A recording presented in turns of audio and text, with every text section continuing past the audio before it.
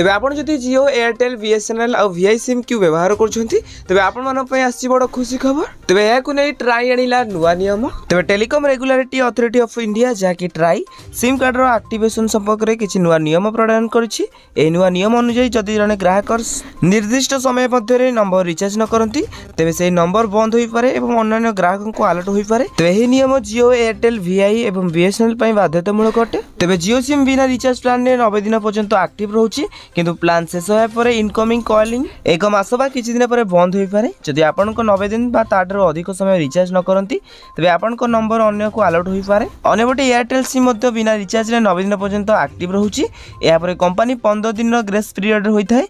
एही 15 दिन मध्ये रिचार्ज न करे नंबरटी मध्ये बंद होई जाय। अन्यबटे वोडाफोन आइडिया बा वीआई सिम रो नियम मध्ये जियो एयरटेल परी 90 दिन रिचार्ज न कले कंपनी नंबरटी को बंद करी अलर्ट करि पारे। तेबे वीआई नंबर को एक्टिव करे पय न्यूनतम 49 टंका रो रिचार्ज प्लान रहिछि। एबर कि बीएसएनएल सिम बिना रिचार्ज प्लान रे प्राय 180 दिन पर्यंत एक्टिव रहउछि।